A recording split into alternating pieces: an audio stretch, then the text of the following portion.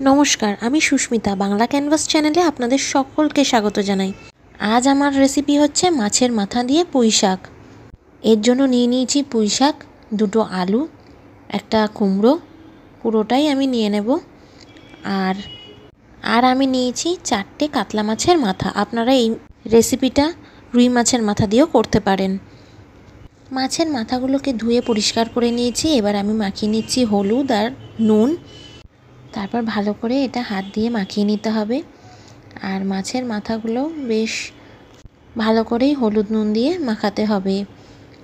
আর মাছের মাথা ভাজবার জন্য কড়াইতে কিন্তু আমি তেল নিয়ে নিচ্ছি। তেল গরম হলে আমি একটা একটা করে মাছের মাথা ছেড়ে দিচ্ছি ভাজার জন্য। এবার মাছের মাথাগুলো কিন্তু আমি উল্টে পাল্টে ভেজে নিচ্ছি। মাছের মাথাগুলো বেশ একটু কড়া করে ভেজে নিচ্ছি। যখন আমি এটা তরকারিতে দেব তখন কিন্তু আমি এটা গোটা গোটা দেব না, একটুখানি ভেঙে ভেঙেই দেব। মাছের মাথা ভাজা হয়ে গেছে। এবার আমি একটা পাত্রে তুলে নিচ্ছি। দেখুন কি সুন্দর ভাজা হয়ে গেছে মাছের মাথাগুলো। এবার সেই তেলেই আমি ফোড়নে দিয়ে দিচ্ছি 2টো তেজপাতা, 2টো শুকনো লঙ্কা আর অল্প 5 ফোড়ন।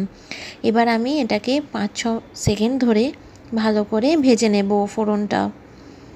ফোড়ন ভাজা হয়ে গেলে, ভালো গন্ধ বেরিয়ে এলে ফোড়ন থেকে আমি এক এক করে সবজিগুলো ভেজে নেব। দিয়ে দিলাম ডাঁটা, দিয়ে দিলাম আমি আলু, এরকম টুকরো করে রাখা আলু দিয়ে দেব। এবার দিয়ে দেব আমি অল্প স্বাদ মতো নুন। এরপর আমি দিয়ে দিচ্ছি কুমড়ো। আপনাদের ইচ্ছে মতো সবজি আপনারা এখানে ব্যবহার করতে পারেন। দিয়ে দিলাম আমি অল্প পেঁয়াজ। ভালো করে নাড়াচাড়া করব।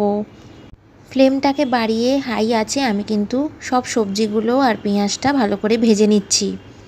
ভালো করে কিন্তু আমি কিছুক্ষণ ভেজে এটাকে ঢাকা দিয়ে দিলাম যাতে সবজিগুলো ভালো নরম হয়ে যায়, সুসেদ্ধ হয় আর জল ছাড়ে।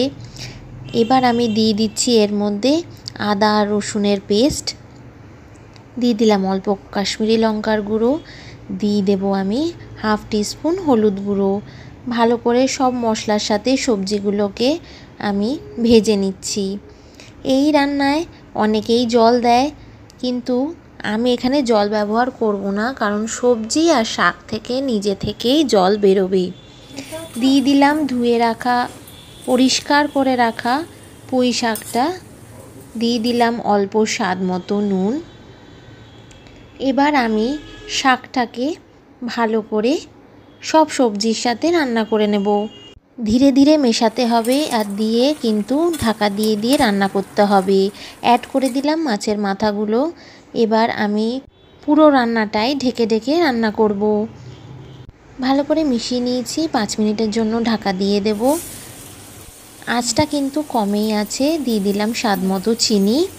এর মধ্যে কিন্তু কোনো জল ব্যবহার করিনি। দিয়ে দিলাম আমি গরম মশলা। ভালো করে মিশিয়ে নিলাম। আর আমাদের আজকের পুঁই শাকের রেসিপি পুঁই ছ্যাঁচড়া কিন্তু একদম রেডি।